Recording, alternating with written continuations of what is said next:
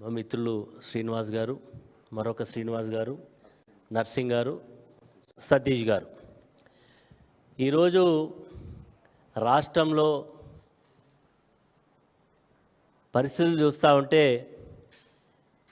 ఇసుక దోపిడీ విచ్చలవిడిగా ఎక్కడికక్కడ ఈ రాష్ట్రంలో ఉండేటువంటి ఏ వాగులోనైనా ఇటు గోదావరి పరివాహక ప్రాంతంలో, ఇటు కృష్ణా పరివాహక ప్రాంతంలో ఇందిరమ్మ ఇళ్ళ పేరు మీద పేరు చెప్పి విచ్చలవిడిగా ఇసుక దోపిడీ జరుగుతుందని మేము అనేక సందర్భాల్లో చెప్పినాం. నిన్న మా నియోజకవర్గం టేకుమట్ల మండలంలో మా దగ్గర నుంచి వాగులు ప్రవహిస్తాయి, అందులో నుంచి ఇసుక తీసుకెళ్తా ఉన్నారని చెప్పి సాక్షాత్తు నేనే వెళ్ళి రోడ్డు మీద కూర్చొని ధర్నా చేసి అధికారుల దృష్టికి ఇసుక దోపిడిని ఆపాలే, విచ్చలవిడిగా దోపిడీ జరుగుతూ ఉన్నది, అధికార పార్టీ నాయకుల యొక్క డైరెక్షన్ మేరకు జరుగుతుందని చెప్పిన ప్రభుత్వం నుంచి ఎలాంటి చలన లేదు, అధికారుల నుంచి కూడా ఎలాంటి స్పందన లేదు. ఎమ్మెల్యేకు అక్కడ ఉండేటువంటి నాయకుల మధ్య వాళ్ళ యొక్క పంపకాల లావాదేవీలో వచ్చినటువంటి జరిగిన మరి తతంగంలో నిన్న కాంగ్రెస్ పార్టీకి సంబంధించినటువంటి మండలాధ్యక్షుడు నిన్న మరి రోడ్డు మీదకి వచ్చి ధర్నా చేయడం జరిగింది. అంటే ఎట్లా ఉన్నదంటే దొంగే దొంగ దొంగ అన్నట్టున్నది ఈరోజు. మరి ఆ సందర్భంలో నిన్న మా పార్టీ నాయకులు మేము కూడా ఈ ఇసుక దోపిడిని ఆపాలే, మేము కూడా ధర్నా చేస్తామని చెప్పి పిలుపునిస్తే పోలీసు అధికారులు ఉదయం 4 గంటల నుంచే మన నాయకులందరినీ కూడా అరెస్టు చేసి టేకుమట్ల, మొగుళ్ళపల్లి, చిట్యాల మరి పోలీస్ స్టేషన్లకు తరలించడం జరిగింది. మరి ఇప్పటికైనా ఈ రాష్ట్రంలో ప్రభుత్వం ఉన్నదా, లేదు మేము దోసుకొని తినడానికే ఉన్నాం, ఇసుక దోపిడీ చేస్తాం, మరి అదేవిధంగా సహజమైనటువంటి పద్ధతులు కొనసాగుతుందా, అసలు ఈ రాష్ట్రంలో ప్రభుత్వం ఉందా, ప్రభుత్వం పర్యవేక్షణ ఉందా, చెప్పాల్సిన బాధ్యత ఉందా లేదా అని చెప్పి ఈరోజు చూస్తూ ఉన్నాం. మరి ఈరోజు మీరు అందరూ కూడా నాకు ఉదయం 4 గంటలకు వెళ్ళే ఫోన్స్ అన్నీ కూడా వచ్చినాయి. మరి ఎందుకో మరి పోలీసులు ఇసుక దోపిడీ చేసే వాళ్ళను పక్కకు పెట్టి మా వాళ్ళని ఎందుకు మరి ఇంత మరి నిర్బంధం తీసుకొస్తున్నారో చెప్పాల్సిన అవసరం. మీరు చూస్తూ ఉన్నారు విజువల్స్లో ఏ రకంగా మా వాళ్ళను ఉదయం నుంచి ఇళ్లలోకి పోయి తీసుకొచ్చి మొత్తం కూడా పోలీసుల వాళ్ళ యొక్క పర్యవేక్షణలో ఏ రకంగా కార్యక్రమాలు జరుగుతున్నాయో ఇవన్నీ కూడా మీకు చూపెట్టాలని ఉద్దేశంతో ఇసుక దోపిడీ జరుగుతూ ఉన్నది. ఈరోజు ఇందిరమ్మ ఇళ్ళ కేటాయింపులలో అవినీతి, ఇందిరమ్మ ఇళ్ళ కేటాయింపులో మరి పేదరికంలో ఉండేవాళ్ళు మా పార్టీ కార్యకర్తలు అయితే కూడా వాళ్ళ యొక్క ఇళ్ళ నుంచి పేరు తొలగించడం, ఇందిరమ్మ పేరు మీద ఇసుక దోపిడీ మీద డబ్బులు దండుకునేటువంటి కార్యక్రమం, ఇందిరమ్మ ఇళ్ళు కేటాయిస్తే కాంగ్రెస్ పార్టీ నాయకులు వారి దగ్గర ఎవరైతే లబ్ధిదారులరో వారి ద్వారా డబ్బులు తీసుకొని ఇవన్నీ జరుగుతూ ఉన్నాయి. ఇప్పటికైనా ప్రభుత్వం, పోలీస్ యంత్రాంగం, అది రెవెన్యూ అధికారులకు చెప్పినా అండ్ మేమేం చేయలేమంటున్నారు, పోలీస్ అధికారులు చెప్పినా మేము కూడా ఏం చేయలేము అనే పద్ధతిలో ఉన్నది. ఈరోజు మరి ఒక భూపాలపల్లి నియోజకవర్గమే కాదు, మొత్తం గోదావరి పరివాహక ప్రాంతంలో మొత్తం కూడా ఇసుక దోపిడీ జరుగుతూ ఉన్నది. ఇసుక పేరు మీద డబ్బులు దండుకునే కార్యక్రమాలు జరుగుతూ ఉన్నాయి. అనేక పుంకాలుగా మరి అనేకంగా మరి కథనాలు కూడా వస్తూ ఉన్నాయి ఇసుక దాని మీద. ఇగో నదుల్లో తోడేళ్ళ ఇసుక దోపిడీ ఒక పేపర్లో వచ్చింది. మరి ఇసుక దందాలో బ్యారేజ్ పేరు చెప్పి ఇసుక దోపిడీ, ఇసుక దందాలో మంత్రుల పాత్ర, ఇసుక స్కాండల్, మొత్తం ఇసుక అంతా కూడా ఇక చూస్తూ ఉన్నారు. ఇసుక ఎమ్మెల్యేల యొక్క ప్రోద్బలంతో ఏ రకంగా ఇసుక ర్యాలీలు జరుగుతాయి, ట్రాక్టర్ల యొక్క ర్యాలీలు జరుగుతూ ఉన్నాయి. మా టేకుమట్ల మండలంలో మీరు ఇప్పటికీ ఎవరైనా మీ మీడియా మిత్రులు మమ్మండి, వందల సంఖ్యలో ట్రాక్టర్లు లోడ్ అవుతూ ఉన్నాయి. అవి తీసుకొచ్చి సురక్షితమైనటువంటి ప్రాంతంలో డంప్ చేసి అక్కడి నుంచి లారీలలో లోడ్ చేసి పంపిస్తూ ఉన్నారు.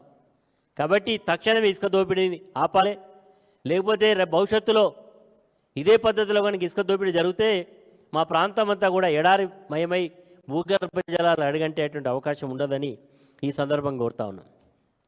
అదే సందర్భంలో తెలంగాణ రాష్ట్రంలో అత్యంత పెద్ద పండుగ సద్దుల బతుకమ్మ పండుగ, దసరా పండుగ. ఎక్కడెక్కడి నుంచో ఆడబిడ్డలందరూ కూడా పుట్టింటికి వస్తారు. హైదరాబాద్లో ఉన్నా, బొంబాయిలో ఉన్నా, కలకత్తాలో ఉన్నా, ఎక్కడున్నా సద్దుల బతుకమ్మ పండుగ రావాలి, మన ఊరిని మనం చూసుకోవాలి, బాగానే ఉన్నది. కానీ ఈరోజు గ్రామీణ ప్రాంతాల్లో ఉండేటువంటి సర్పంచులకు ఎన్నికలు పెట్టకపోగా, సర్పంచ్కి ఎన్నికలు లేవు, ఎంపీటీసీలకు ఎన్నికలు లేవు, జెడ్పీటీసీలకు ఎన్నికలు పెట్టకపోతే ఎప్పుడైతే సర్పంచుల యొక్క పదవీ కాలం పూర్తయిందో గత ఫిబ్రవరి నెల నుంచి ఇప్పటి వరకు ఒక్క రూపాయి కూడా గ్రామ పంచాయతీలకు నిధులు ఇవ్వలేదు. దానివల్ల ఈరోజు ఏ గ్రామంలోకి పోయినా రాత్రిపూట పోతే, రేపు అమావాస్య, ఎల్లుండి అమావాస్య, రేపు అమావాస్య లాంటి చీకట్లో పోతే చిమ్మని చీకటి, ఒక్క స్ట్రీట్ లైట్ కూడా వెడగలం లేదు. అయ్యా ముఖ్యమంత్రి గారు, నిన్నని మాటలు చెప్పినావు, నువ్వు ఏం చెప్పినావు, మేము ఎన్నికలు పెడితే నా పని పెడతారని ఆయనకు తెలుసు. ఆయన ఎప్పుడు ఎన్నికలు పెట్టినా ప్రజలు కాసుకొని నేను చూస్తూ ఉన్నారు. ఈయన పని ఎట్లా పెట్టాలి, ఈయన ఏ రకంగా బుద్ధి చెప్పాలనేటువంటి పద్ధతుల్లో ప్రజలు ఆలోచిస్తున్నారు. కాబట్టి నీకుండే సమాచారం మేరకు ఎన్నికలు పెడితే నీకు ప్రజల్లో వ్యతిరేకమైనటువంటి తీర్పు వస్తుందని పెట్టకపోవచ్చు. కానీ ఎన్నికలు పెట్టకపోయినా పర్వాలేదు. కానీ ఈరోజు ఇంత పెద్ద పండుగకు వచ్చేటువంటి ఆడబిడ్డలు కానీ ప్రజలు కానీ ఇప్పటికే పారిశుధ్యం లోపించింది. నీ యొక్క హయాంలో గ్రామ పంచాయతీ సిబ్బంది మీద పర్యవేక్షణ లేదు, వారికి డబ్బులు ఇచ్చి ఒక బ్లీచింగ్ పౌడర్ కొనేటువంటి స్థితిలో నీవు లేవు. కాబట్టి రేపు పెద్ద పండుగ కాబట్టి మరి ఉమ్మడి వరంగల్ జిల్లాకు సంబంధించినటువంటి సీతక్కే ఆ శాఖకు మంత్రిగా ఉన్నది. అమ్మ సీతక్క గారు, మీరు కేవలం మంత్రిగా చెప్పుకొని చలామణవడం కాదు, నీ యొక్క శాఖలో నిధులు లేవు, గ్రామ పంచాయతీలు డబ్బులు లేవు. కాబట్టి తక్షణమే ప్రతి గ్రామ పంచాయతీకి, పెద్ద గ్రామ పంచాయతీ ఒక 5 లక్షలు, చిన్న గ్రామ పంచాయతీలకు 2 లక్షలు తక్షణమే నిధులను విడుదల చేయండి. తక్షణ మరమ్మతులు చేయించండి, గ్రామ పంచాయతీల్లో లైట్లు పెట్టియండి, పారిశుధ్యం పనులు చేయించండి. ఈరోజు గ్రామ పంచాయతీలలో ఉండేటువంటి రేపు వచ్చేటువంటి ప్రజలకు కేసీఆర్ గారి ప్రభుత్వంలో ఎట్లా ఉండే గ్రామ పంచాయతీలు, ఎప్పుడు కూడా సర్పంచులు పోటీపడి లైట్లు పెట్టేది, పారిశుధ్యం పనులు చేయించేది. కానీ మీ హయాంలో ఏం జరుగుతూ ఉన్నది? కనీసం మీకు పండుగల సందర్భంలో అయినా వచ్చినటువంటి మరి వాళ్ళు సక్రమంగా ఉండాలంటే చూడండి, నీ యొక్క పారిశుధ్యం లోపిస్తే మా నాయకులే వెళ్ళి స్వచ్ఛందంగా మరి వాళ్ళు ఈ యొక్క చెత్తా చెదారం తీసేటువంటి కార్యక్రమం చేయించిండ్రు. మరి అదేవిధంగా ఈరోజు కనీసం డీజిల్ పోయించలేని స్థితిలో ఉన్న ట్రాక్టర్లకు లీటర్ డీజిల్ పోయించామంటే కూడా డబ్బులు లేవని చెప్పి గ్రామ పంచాయతీ మరి సిబ్బంది చెప్తా ఉన్నారు. ఇగో గ్రామ పంచాయతీ సిబ్బందికి ఎంపీడీఓకి తాళం అప్పగించినటువంటి సిబ్బంది, మేము డీజిల్ లేదు, ఈ ట్రాక్టర్లు మాకు వద్దు, మీ దగ్గర పెట్టుకోమని. ఈ రకంగా మొత్తం కూడా గ్రామ పంచాయతీలన్నీ కూడా నిర్వీర్యం అయిపోయినాయి. కాబట్టి ఇప్పటికైనా ముఖ్యమంత్రి గారు, మీరు మాటలు చెప్పడంలో చాలా దిట్ట, మీ మాటలతోటి అధికారంలో లేనప్పుడంటే నువ్వు ఏదైనా మాట్లాడినా నడిచింది. కానీ నువ్వు అధికారంలోకి వచ్చి 2 సంవత్సరాల దగ్గరకు వచ్చింది. కానీ ఇది ఇప్పటికైనా వాస్తవాలు మాట్లాడు.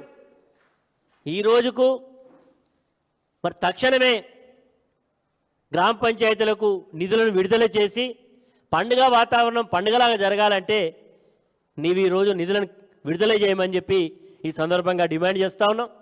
అదే సందర్భంలో తెలంగాణ ప్రాంతంలో అత్యధిక ఎక్కువ మంది కార్మికులు ఉండేది సింగరేణి కార్మికులు. సింగరేణి కార్మికులు ప్రతి సంవత్సరం కూడా దసరా పండుగను చాలా ఘనంగా జరుపుకుంటారు. అంటే వాళ్ళు కష్టపడి లాభాలు తీసుకొస్తే దసరా పండుగ కంటే ముందే లాభాల బాటను ప్రకటించి వాళ్ళకు డబ్బులు ఇచ్చేటువంటి సాంప్రదాయం గత కొన్ని వందల సంవత్సరాలు జరుగుతుంది. దాదాపు సింగరేణికి ఒక 100 years ఉంది. ఎప్పుడు కూడా లాభాల బాట పండిస్తారు. మరి ఇప్పటి వరకు కూడా సింగరేణి యాజమాన్యం, ఆ శాఖ చూస్తున్నటువంటి డిప్యూటీ సీఎం బట్టి విక్రమార్క గారు ఎందుకు మీరు ఈరోజు లాభాల బాటను ప్రకటిస్తలేరు? ఎందుకు వాళ్ళకి ఇవ్వడానికి మేము మనసు రావడం లేదు? తక్షణమే నిన్న సింగరేణి ముట్టడిని మా తెలంగాణ బొగ్గు గని కార్మిక సంఘం చేపట్టింది. కానీ ఇప్పటి వరకు కూడా వాళ్ళ నుంచి ఎలాంటి ప్రకటన రాలేదు. కాబట్టి తక్షణమే సింగరేణి లాభాల బాటను కూడా ప్రకటించమని ఈ సందర్భంగా డిమాండ్ చేస్తున్నాం. మరి చివరిగా ముఖ్యమంత్రి గారు నిన్న ఢిల్లీకి ఏదో పోయినట్టున్నాడు. ఆయన పోతాడు, ఢిల్లీ పోయినా ఎక్కడికి పోయినా పాపం ఆయన ఇప్పటికి దాదాపు 60 సార్లు పోయినట్టున్నది ఢిల్లీ పోవడం.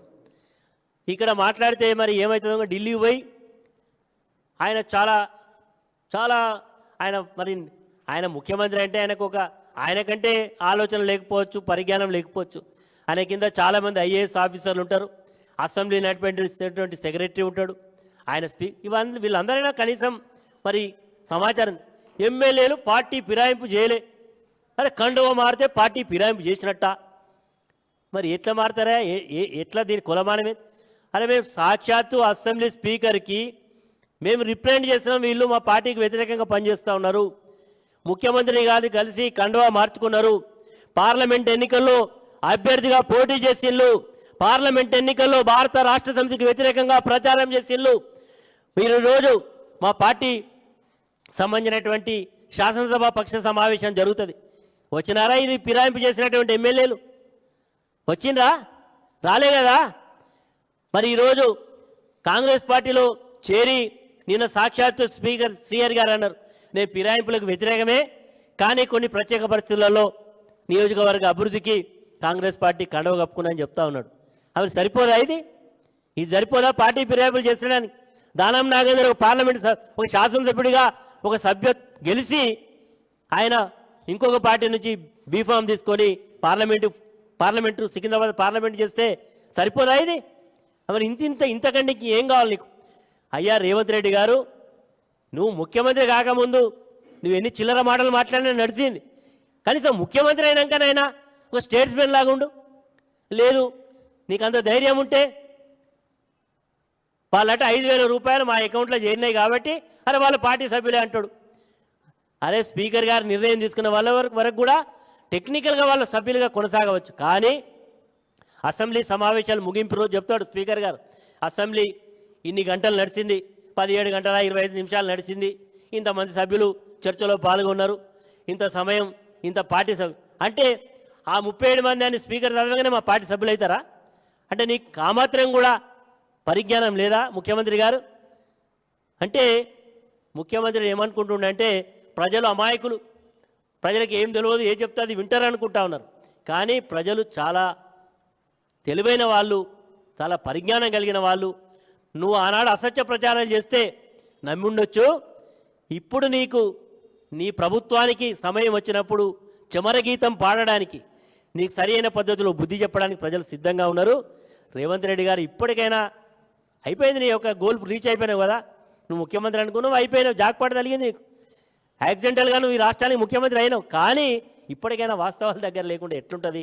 ఈ రోజైనా మరి దీని విషయంలో ఇప్పటికైనా తప్పుడు మాట్లాడడం బంద్ చేస్తే బాగుంటుందని మీ ద్వారా ఈ ప్రభుత్వానికి ముఖ్యమంత్రి గారికి ఈ సందర్భంగా కోరుతున్నాను.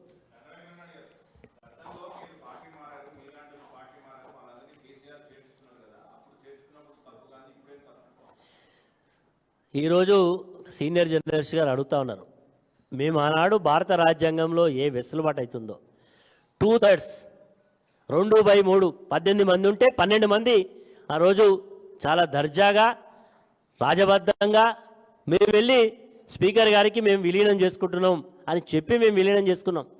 మరి అక్కడ పోయిందా ఈ కాంగ్రెస్ పార్టీ? సుప్రీంకోర్టుకో లేకపోతే స్పీకర్ దగ్గర పిటిషనో వేసిందా? వాళ్ళకి తెలుసు మా దగ్గర వీళ్ళంతా కూడా యాజ్ పర్ కాన్స్టిట్యూషన్గా పోయిందని తెలుసు.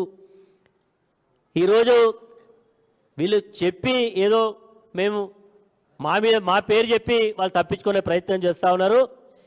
ఆఖరి సుప్రీంకోర్టు నోటీస్ ఇచ్చినా ఇప్పటివరకు కూడా స్పీకర్ గారి కార్యాలయం వాళ్ళు ఇస్తూ ఉన్నారు. మరి వారి యొక్క నిర్ణయం కొరకు ప్రజలు ఇక్కడ ఉండే మేమందరం కూడా ఎదురు చూస్తూ ఉన్నాం. ఎందుకంటే స్పీకర్ గారి కుర్చీ అంటే మాకు గౌరవం కాబట్టి మేము వెయిట్ చేస్తున్నాం స్పీకర్ గారు నిర్ణయం తీసుకుంటారని. కానీ ముఖ్యమంత్రి గారు మాత్రం ఇంత నిశ్చిగ్గుగా మాట్లాడితే మాత్రం మాకు కొంచెం ఆశ్చర్యాన్ని కలిగిస్తూ ఉన్నది ముఖ్యమంత్రి గారి మాటలు. ఆయన చెప్పేటప్పుడేమో మొన్న గణపూర్కి వచ్చి మాట్లాడి ఏం మాట్లాడినాడు కడియం శ్రీహరి గారు సభ పెట్టిన రోజు ఏం మాట్లాడిండు? ఆ రోజు నియోజకవర్గ అభివృద్ధికి శ్రీహరి గారు వచ్చిళ్ళు, ఈ నియోజకవర్గాన్ని అభివృద్ధికి నిధుల వరుస ఇస్తాం, వరద పాలిస్తుంది ఇక్కడ అని చెప్పింది వాస్తవం కాదా? ఆయన టికెట్ ఇస్తే కడియం శ్రీహరి గారు మరి కాంగ్రెస్ పార్టీకి అనుకూలంగా బీఆర్ఎస్ పార్టీకి వ్యతిరేకంగా ప్రచారం చేసింది వాస్తవం కాదా? దానం నాగేందర్ పోటీ చేసింది వాస్తవం కాదా? తెల్లం వెంకట్రావు అనేటువంటి వ్యక్తి మరి కాంగ్రెస్ పార్టీ కండువ కప్పుకొని కాంగ్రెస్లో కొనసాగుతా అని చెప్పింది వాస్తవం కాదా? ఈరోజు ఎవరైతే పార్టీ మారినటువంటి శాసనసభ్యులు అందరూ కూడా కాంగ్రెస్ పార్టీలో చేరినామని చెప్పింది వాస్తవం కాదా? వాళ్ళంత వాస్తవాలుగా వాళ్ళంతా చెప్తే నువ్వు వాళ్ళని ఎన్నికేసుకురావడంలో మరి నీ డొల్లతనం కనబడతా ఉన్నది రేవంత్ రెడ్డి గారు. ఇప్పటికైనా నువ్వు గతంలో ఏమో మాట్లాడినామంటే అర్థం ఉంది, ఒక ముఖ్యమంత్రిగానైనా వాస్తవాలు మాట్లాడితే బాగుంటుందని ముఖ్యమంత్రి గారికి ఇస్తాం. అరే నేను పోచారం గారంటే మాకు గౌరవం, పోచారమైనా లేకపోతే కడియం శ్రీధర్ గారు సీనియర్ రాజకీయ నాయకులు, నాకంటే అనుభవంలో కొంచెం ఎక్కువ. కానీ ఆయన కూడా స్పీకర్ గారి కుర్చీలో కూర్చున్న వ్యక్తే ఇంత నిస్సిగ్గుగా నేను పార్టీ మారి కూడా నేను అలానే ఉంటా ఇట్లా అంటే వారి విజ్ఞతకు వదిలేస్తాను. ఎందుకంటే స్పీకర్గా పనిచేసి, మంత్రిగా పనిచేసి, సీనియర్ శాసనసభ్యుడిగా పనిచేసినటువంటి పోచారం శ్రీనివాసరెడ్డి గారికి అన్ని చట్టం పట్ల అవగాహన ఉన్నది. మరి ఫిరాయింపుల చట్టం అమల్లో ఉన్నది వారికి తెలుసు. కానీ వారు కూడా ఇంత నిస్సిగ్గుగా వ్యవహరిస్తున్నారంటే వారి విజ్ఞతకు వదిలేయడం తప్ప ఇంకేం లేదు. ఎందుకంటే అంత పెద్ద వయసులో పెద్దవాడు, అవి వివిధ హోదాలు అనుభవించినటువంటి శ్రీయర్ గారు, అదేవిధంగా పోచారం గారు ఎవరో ఫస్ట్ టైం అయిన వాళ్ళు అంటే మనం ఏమైనా అనుకోవచ్చు. కానీ ఇంత అనుభవం ఉన్న వాళ్ళే ఇంత నిస్సిగ్గుగా ఉన్నారంటే దీన్ని బట్టి అర్థమవుతా ఉన్నది.